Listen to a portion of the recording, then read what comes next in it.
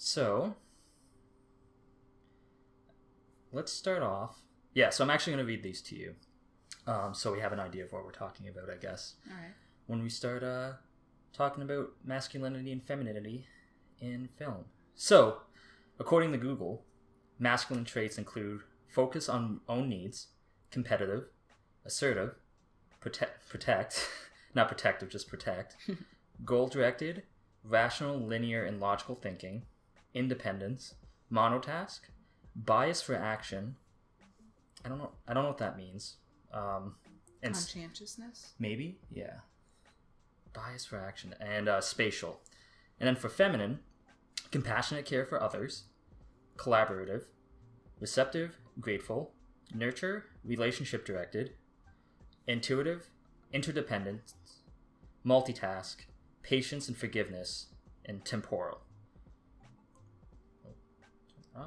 Okay, so that's interesting. So now I kind of have an idea. Mm-hmm. So what we're going to talk about, because this is kind of like an intervention, right? We want to discuss ways that, like, what problems we might see and how masculinity and femininity is portrayed in film, mm-hmm. but kind of as like casual viewers, right? Like, for example, like I'm doing a paper on like the research part, but I kind of wanted to talk to someone about how, like, just as a casual viewer, how you kind of view it in film, like what problems you see, or maybe what like positive aspects you see. And these are kind of the traits I guess we'll be focusing on. So I find when we want to examine something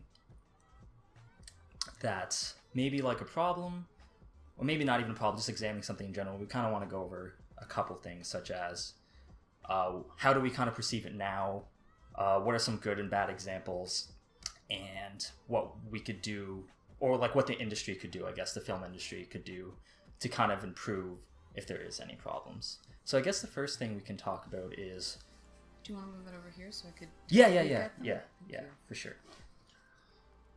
So I guess we can start with you, if you want. What do you think of the general... Like, how do you think masculinity and femininity is kind of portrayed in a general sense now? Like, how do you observe it? In general, nowadays, as I perceive it, it's the most diverse and grounded.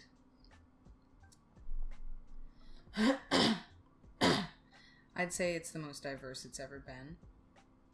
Yeah, I'd have to agree with that too, which is kind of nice. It's kind of a positive way to look at it. I would honestly say,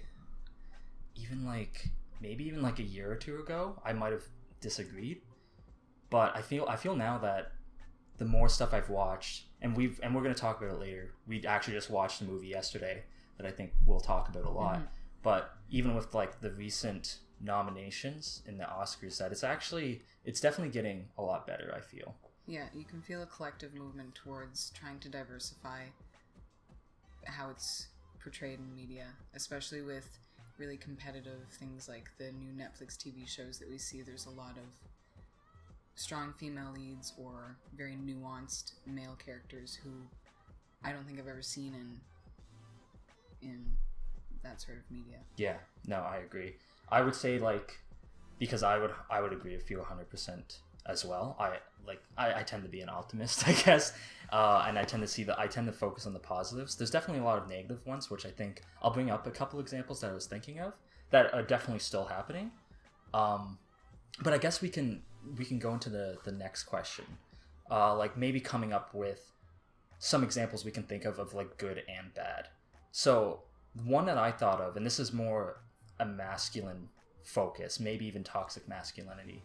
A lot of the films that are still very popular today, I find, are what's an example? Kind of like the revenge tales, right? Mm-hmm. But the one I just thought of, that actually just came out recently, I haven't seen it, but it's called Death Wish, which I think it's based off an older movie. It stars Bruce Willis, I believe. I don't even know if you know anything about this movie. No.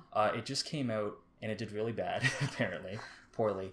But the whole story, like from what I understand, the story is about a man whose family is killed, and then he goes out and murders to get revenge. He becomes a vigilante, And I think these kind of movies, while they're really fun, and personally, like I can have some form of enjoyment from them, I do think that if you take a critical look at it, it does kind of foster a problem within the masculine side, at the very least, of how you have someone with masculine traits. And I'm going to avoid kind of focusing on gender, even though they are masculine and feminine traits, of course, are usually assigned to a gender. But the problem, I think, is actually, I think that is the problem, is that these masculine traits are very heavily focused on men, and they're usually in a negative way. So, like, to me, seeing a hero, well, the main character, not the hero per se, kind of pursue, like, let's look at the list again. Assertive, like, kind of like focus on own needs is an interesting one that actually jumped out to me. Which is definitely ties in with any revenge story. Yeah. It's something you see almost typecast. You said that it was Bruce Willis who played it, and you gave me the synopsis, and I'm sure that there's a half a dozen movies that he's made with the exact same synopsis. It's very expedient, and it's very easy to find a market for that sort of thing. I 100% agree. And it, like, honestly, it's not hard to come up with multiple examples. Like, I haven't seen that one, but this is kind of cheating because this is a TV series, but we were talking about this the other day as well. A show that I really like, but I also think really kind of encompasses this, is The Punisher on Netflix, where the whole show is a man who lost his family, and he goes out and he brutally murders people to achieve whatever, right? To achieve some kind of, like, from what I watched in the show, it's like almost closure for him in a way too, which is fairly common. And I feel it's a weird position to take, where I don't like the idea of saying, like, don't make those kind of films anymore, but I think there needs to be more what's the word I'm looking for? Complexity in these characters, I guess. I think that there needs to be more traits other than, like I said, just a focus on, like, goal-directed and assertive, and like, even like toxic masculine kind of traits, like just like using violence, physical force to solve problems instead of seeking help or being comforted by people. It's a classic example of men who don't seek help when they could, and it could be beneficial. Can you think, and that there was a lot of focus on masculine traits there, but can you think of, like, a good example, like, of, like, maybe like a character that portrays, like, both characteristics, maybe? Because there's one I'm thinking that we were just watching yesterday. In the vein of revenge, in 3 Billboards Outside Ebbing, Missouri, it's never specified why. What's his name? The cop. It's something Dixon. I think it's like James Dixon. I could be wrong. Sam Rockwell's character. So, yeah. Okay. Well, he is clearly driven by hatred and revenge, even if it's not explicitly stated, because he's picking on and torturing the black folk in his town. And like you said, it's not that you don't want to see a story about a character who's driven by revenge, hatred, spite, but you want there to be more substance to their characters, and he's a prime example of not only a dynamic character that changes throughout the movie, but even at the beginning has some sort of substance to him. You kind of think you kind of look at him like he's a joke. You don't really take his anger seriously, because you almost get the feeling that he doesn't take it completely seriously. He doesn't know where it comes from, as opposed to a character like the Punisher, where that's his main driving force. He knows, he's very conscious about it. The Sam's character? Yes, I think the actor is Sam Rockwell. Yeah, well, Officer Dixon in that, he's ashamed of it when he gets called out that he's a racist, or when people are saying, you're torturing this person, you're doing this. He tries to deny it, he tries to skirt around it. He's not proud of it, he's not confident within himself, and it makes for a more nuanced story, even though he's a secondary character. I think the secondary characters not being nuanced plays a big role in the negative effects, because it's very easy to make a stereotypical character if they're in the background, but you didn't see that in Three Billboards. Yeah, I remember what we mentioned when we were watching that movie yesterday is that we were like, we feel like all these characters, as cheesy as it is, they feel very human. They feel real. And I think that's a good point where, because, and like, I don't want to spoil the movie, so we haven't yet, but there was a part in the movie, and I can't say why, but it was really interesting to see how Dixon's character was portrayed. And he was kind of a stereotypical. He had like a lot of these masculine traits, but they weren't afraid to really show some traits that people would be feminine as well. Like when he sought help from one of his colleagues after a tragedy occurred, and how upset he was, and he was, well, it's kind of a mix though, because they went and hid away, I guess. But it was nice that the film portrayed that aspect of the character instead of it was almost like both, right? How he reacted. He acted in a way that was very emotional, and then he acted in a way that went back to being very like, kind of like, what's the word? Like hot-headed, right? Like, yeah, not like very, very rash kind of decision making, but it was a very flexed out character. I could easily see that scene that you mentioned being two female characters as opposed to two male characters going to seek comfort from each other, hug each other, away from everyone in the bathroom. I don't think that that's necessarily a masculine twist on it. I see it being a very feminine way of handling the situation. So I think this movie, and we're talking about it a lot because I think it's just an overall great example of very complex, interesting characters that that kind of break the norm that most movies do when they associate these traits. So the main character I wanted to talk about as well, I forget the actress's name, but she played the character Mildred, and she's the one where she's the one that puts up the billboards after her daughter is killed, essentially, and she's trying to get the police to do something about it. What's interesting, because you hear this in the way she does it, it's very assertive. It's she wants to get some kind of action going towards this case.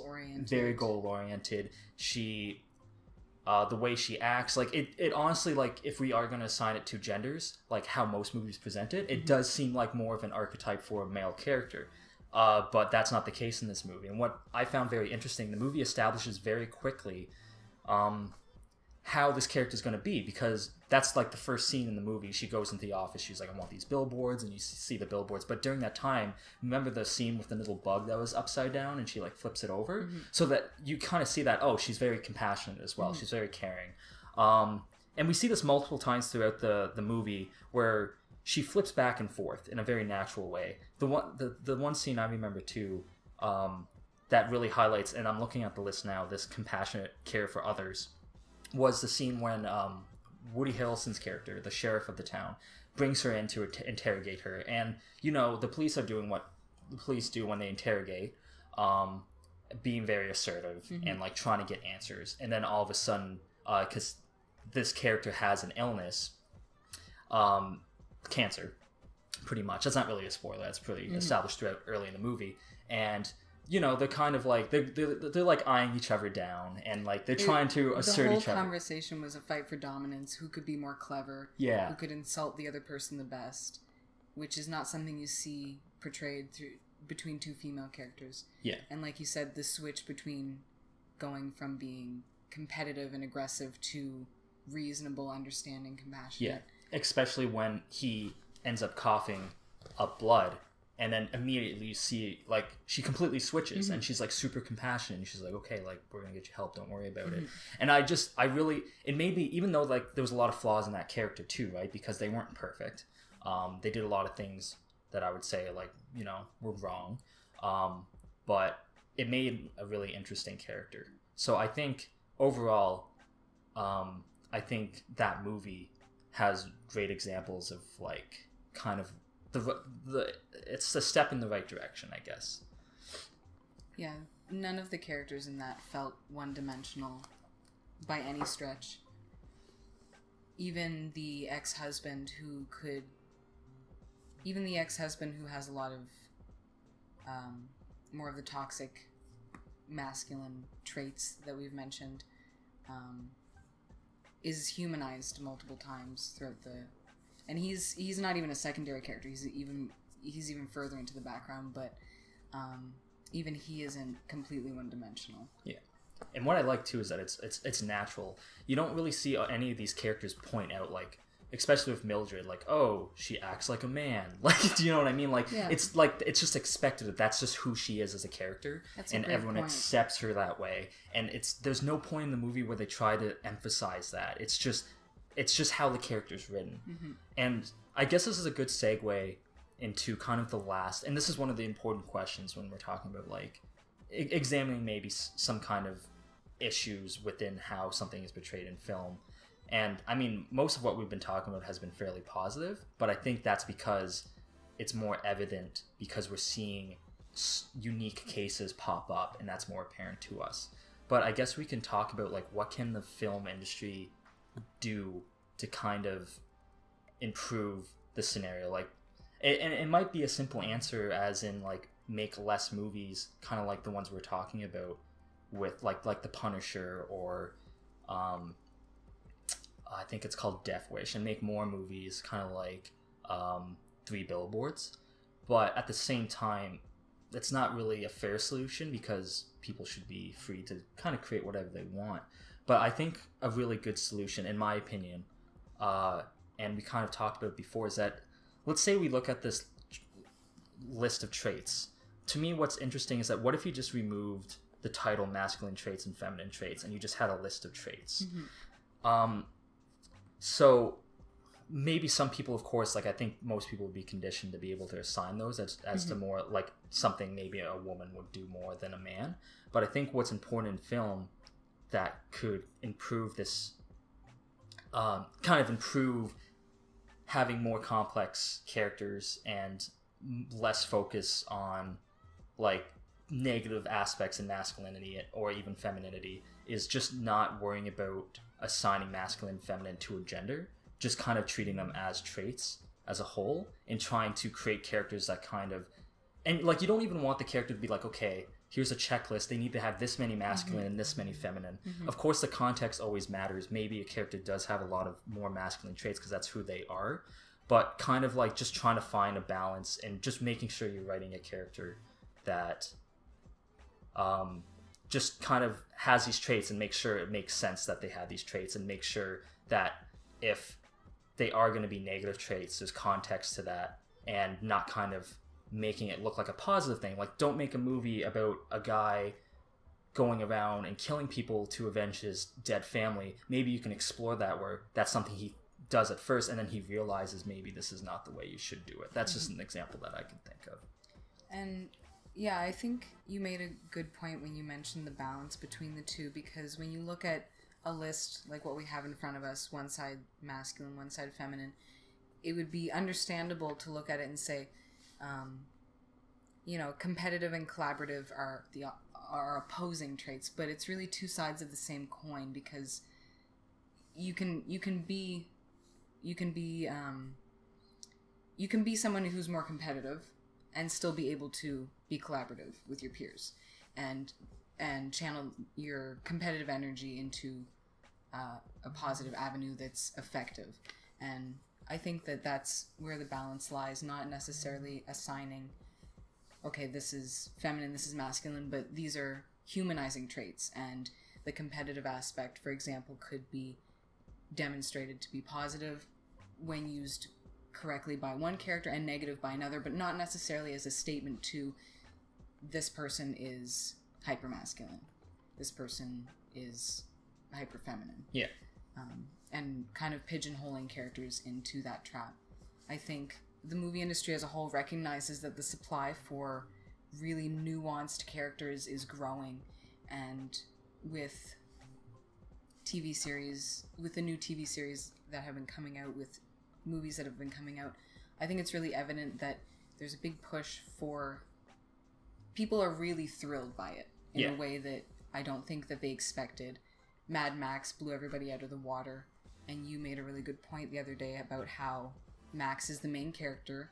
He's very passive. Yeah. And Furiosa is, I'd say, close to the main character, but is kind of more the driving force of the show. Yeah. Which is really fascinating, and the general audience who might not be looking for the differences between masculine and feminine, or how they juxtapose, might not pick up on that, but would still be blown away by a movie like that. And the demand for that kind of storytelling is, I think, rapidly increasing, which is what's changing the industry as a whole, I think. Yeah, those are really good points.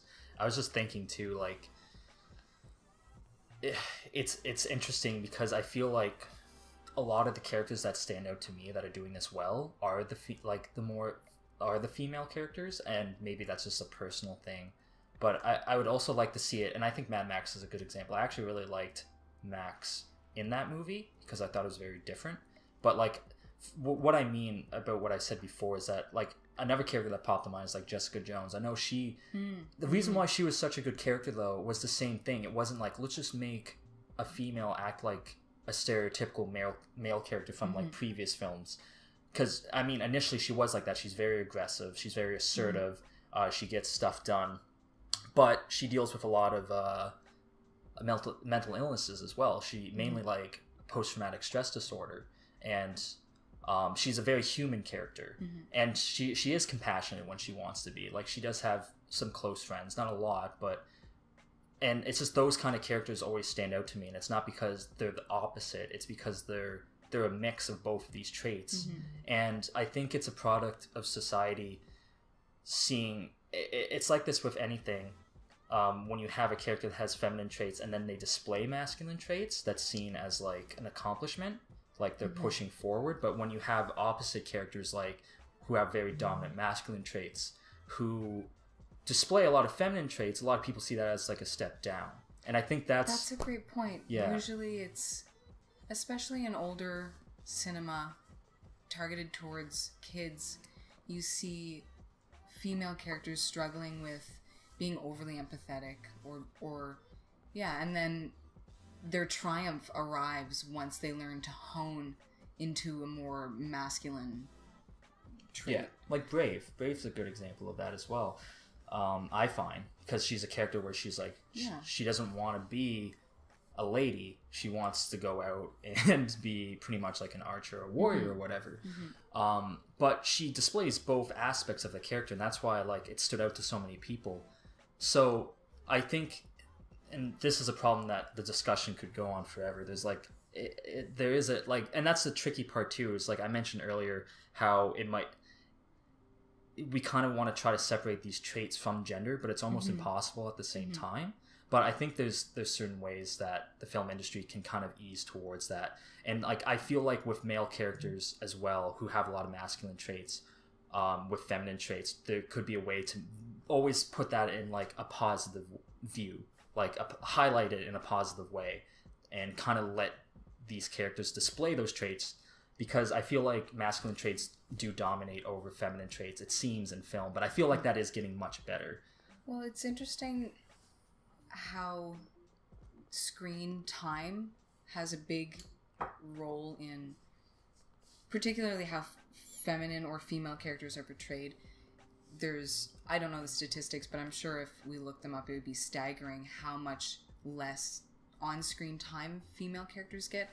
And when you want your audience to like a female character, the likability has to be evident right away. And masculine traits, you don't get the likability as quick. You don't get the audience reaction, like the aggressiveness, competitiveness. It's usually more negative until you get to know the character. Yeah. So where female characters have less time on screen, typically, it's almost as though they feel like they have to throw in these very comforting female traits so that they're liked. Yeah. But in the movie we watched yesterday, 3 Billboards, I liked that character right off the bat, and she wasn't portrayed in a feminine way at all. No, not at all. That's why I think it's good to be able to kind of create these characters that have these masculine traits in female characters as well, but not necessarily just the positive ones. Like even ones that you can consider negative as well. But it's all these traits came out and worked because she was a well-written character, and it doesn't seem like there was a focus. There wasn't a worry about what her gender was. It was more so about who is this character, and what is she like? How is she going to act in these certain situations? And I think that's the tricky part, but I think that is going to be part of the solution, is because you can't just ignore the gender tied to these traits, because obviously like that's how they might be more common statistically, but statistics can't really exist without the outside numbers, if you know what I mean. Absolutely. You have an average, you're going to have numbers that are outside that average as well. I mean, if we were really interested in seeing what was common, we say like statistically these traits are associated for a reason, which is absolutely true.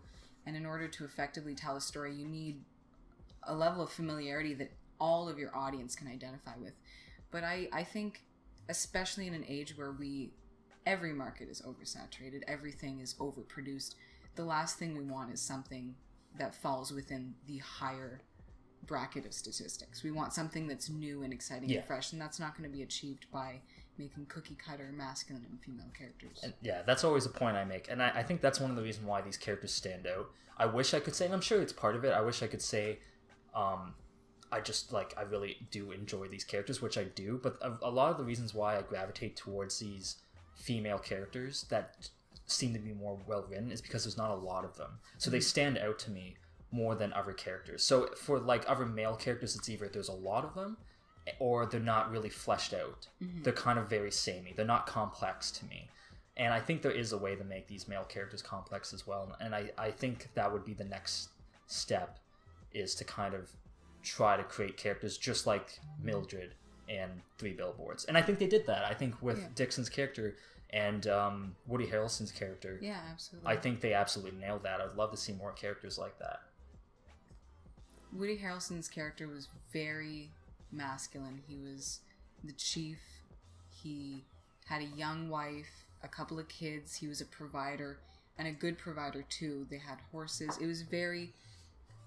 a lot of strong masculine traits, but he was the most outwardly compassionate out of everyone in that movie, even the females. Yes, 100%. He's seen showing compassion to the most, quote, like, toxic masculine character. Yeah. Saying, you've got a good heart, I know you do, maybe you just need to learn how to control your anger a little bit. Very compassionate. Even with Mildred, after she puts up the billboards, you almost assume that, well, the chief of police is going to kind of want revenge.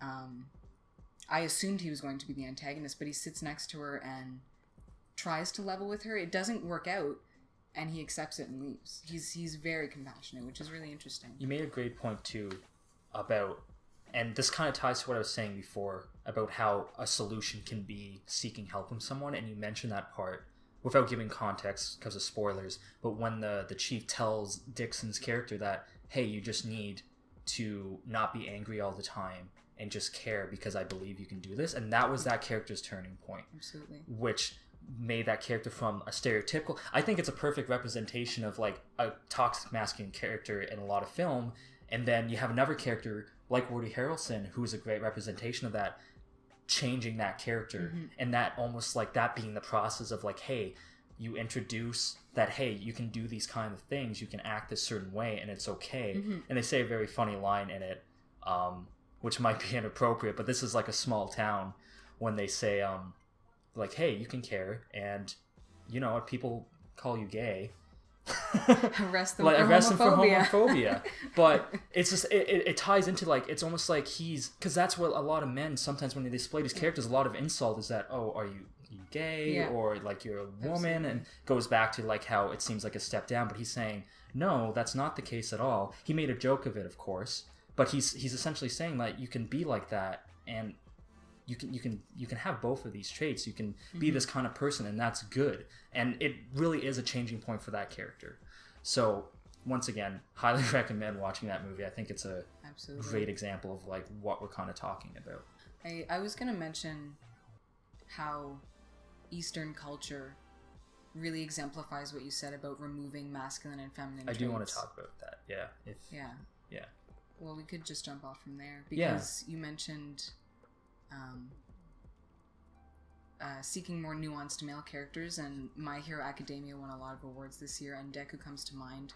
He's not confident, he's not competitive, he's very empathetic, and he won for best hero character, was it? Best hero character, yeah. Which is great, because he's he's exactly what you would want to see. Yeah. Going forward, more in our culture, because a lot of star male characters, you don't see ones that are like him, or as vulnerable as he is. With some of the problems that, like, of course, like, they definitely have some poor representation of certain types of characters as well. In, like, anime, for example, like in Japan, I feel like they're actually very progressive with, like you said, the type of characters they have are always very mixed and interesting to me. Like Deku, for example, I'm pretty sure he cries like 5 times in the first episode. Yeah. He's a very emotional character. They pointed out. But female characters pointed it to him. Yeah. Call him a crybaby. I didn't even realize. Like, it's fascinating because, like, I identify with that character so much because personally, like if I were to go through this list, I would have more feminine traits, but I don't define that as like me being more of a man or woman, and that's kind of my point. These are just traits that I see in people, and some just have more than others. And Deku is a character that I relate to a lot because he is very, like, he's very protective. He wants to be a hero, but overall he's very respective, and he I guess you can say he's emotional. He cares about what people think, and he cares for people. That's one of his main driving forces, is that he wants to help people. So he's very conscientious, which is typically more of a masculine trait. But his conscientiousness is driven by his empathy, by his more stereotypical female traits, which is really interesting. I think that's what gives him so much depth. Yeah, and I think, like you said, I think that character was so loved by people because he was a well-written character with a lot of interesting traits that didn't focus on being more masculine or feminine. It was just, it made sense in the context of that character and how he was written. Anime is really good for that. Well, anime can be really good for that. Yeah, there's a lot of good ones. And like film, there's a lot of maybe problematic ones too. But so I think that's a good place to end it there. I want to thank you very much for coming on and talking with me. And I just want to, I feel that a lot of this we were talking about the positives, but I think that's because a lot of the negatives, a lot of people are aware of the negatives, and I think it's really helpful as an intervention to kind of talk about the positives and kind of give light to them and what the industry is actually doing well. And I think while we did focus a lot on one film, I think that's because we should be talking about film that's doing these things right. That's getting it right. Yeah. I think it really excites everybody. You can see it in the reviews and what movies are big. I haven't seen Black Panther, but you said that was a great one in terms of setting good examples for young people. Yeah, even with... Yeah, that is a great example too, but of course that had to be another half-hour discussion. So we could talk about it forever. Thank you so much for listening, and I hope you enjoyed.